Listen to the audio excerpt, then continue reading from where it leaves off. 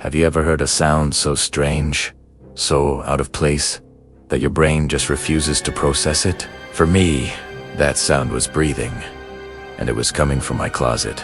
It all started on a Tuesday night. I was 16, and our family had just moved into this old house that my parents got for a steal. You know, the type creaky floor stuffs you can't explain, and a history no one talks about. I was trying to fall asleep, tossing and turning, when I heard it for the first time. A slow, rhythmic inhale, and then a long, raspy exhale. My eyes snapped open. I held my breath, listening. Silence. I must have imagined it, right? Just the house settling, or the wind. Primero rolled over, pulling the covers up to my chin, and then it came again. Inhale. Exhale. It was low, guttural, and undeniably close. It was coming from the closet, the one with the heavy oak door that was slightly ajar. My heart started pounding against my ribs like a drum. I squeezed my eyes shut, praying it would go away. I told myself it was my dad snoring down the hall, or maybe the dog dreaming. But I knew it wasn't. The next morning, I was exhausted. At the breakfast table, I tried to tell my parents. I heard something in my room last night, I said, trying to sound casual, like breathing from the closet. My dad just laughed. Probably just the pipes. Kiddo, this old house has a personality of its own. My mom just smiled and told me I had an overactive imagination. No one believed me. They thought it was new house jitters. But their dismissal just made me feel more alone, more terrified. That night, I tried to barricade the closet door with my desk chair, but it was too heavy to move silently. I just shut it as tightly as I could and climbed into bed. As soon as the lights were out, the sound returned. Inhale, exhale. It was louder this time, more insistent. It sounded like something was right on the other side of that wooden door, waiting. I felt a cold dread creep up my spine. My imagination ran wild. What was in there? And what did it want? I spent the entire night wide awake, staring at the closet door, my ears straining in the darkness. Every creak of the house, every rustle of leaves outside, sent a fresh jolt of fear through me. I felt like I was losing my mind. Was I the only one who could hear it? The next day at school, I was a zombie. I couldn't focus. I told my best friend, Sarah, about it. She was a horror movie fanatic, and I thought if anyone would understand, it would be her. Dude, that's so creepy, she said. Her eyes wide. Maybe it's a squatter, or like a really big raccoon. We laughed, but it was a nervous, hollow sound. That night, she agreed to a sleepover. My secret weapon. If she heard it too, my parents would have to believe me. We set up sleeping bags on my floor, armed with flashlights and junk food.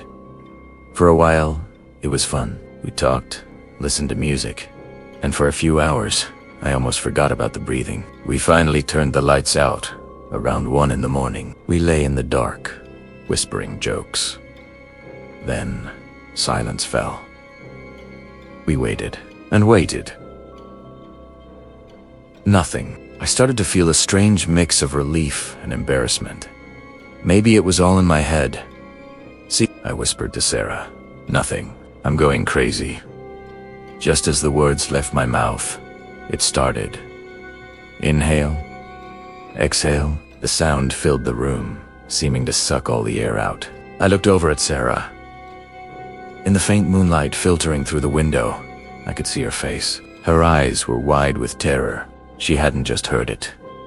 She was paralyzed by it. She slowly lifted a trembling finger and pointed at the closet. She grabbed her phone and fumbled to turn on the flashlight. The beam cut through the darkness, landing squarely on the closet door. The breathing stopped instantly. The silence that followed was somehow worse. We didn't sleep a wink that night. We just sat there, with the flashlight on, pointed at the door until the sun came up. The next morning, Sarah backed me up.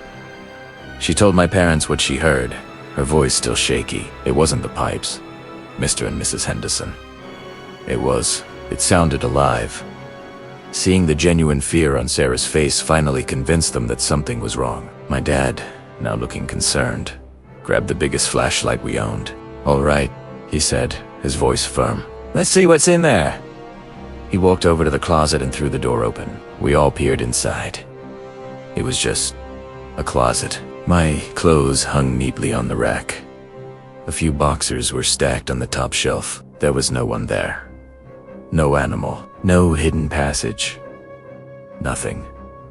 My dad knocked on the walls, checked the floorboards. He found absolutely nothing out of the ordinary. "I don't get it," he said, shaking his head. "There's nowhere for anyone to hide." Now they thought we were both crazy, that we'd ganged up to pull a prank. That night, my dad decided he would sleep in my room to prove once and for all that it was nothing. I slept on the floor, and he took my bed. He fell asleep almost instantly, and his light snoring filled the room. I lay awake, waiting. Around 2 a.m., his snoring stopped. I heard him shift in the bed, and then I heard the slow, deep breathing from the closet. It was back. I held my breath, waiting for my dad to say something, to turn on the light, but he didn't. He just laid there, perfectly still. I could feel the tension in the room. He was awake, and he was listening. The breathing continued for what felt like an eternity. Then it stopped. The silence returned, heavy and absolute. After a few minutes, I heard my dad quietly get out of bed. He didn't turn on the light. He just walked out of the room, shutting the door softly behind him. He didn't come back. The next morning, he wouldn't look at me. He just said, "We're moving you into the guest room." He never spoke of what he heard that night, and I never asked. He didn't have to.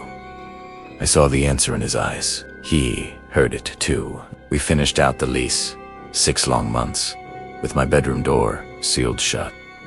We never opened it again. When we moved out, we left everything in that room behind. I still don't know what was in that closet, but sometimes, late at night, when the house is quiet, I can still hear it. That slow, raspy inhale, and that long, cold exhale.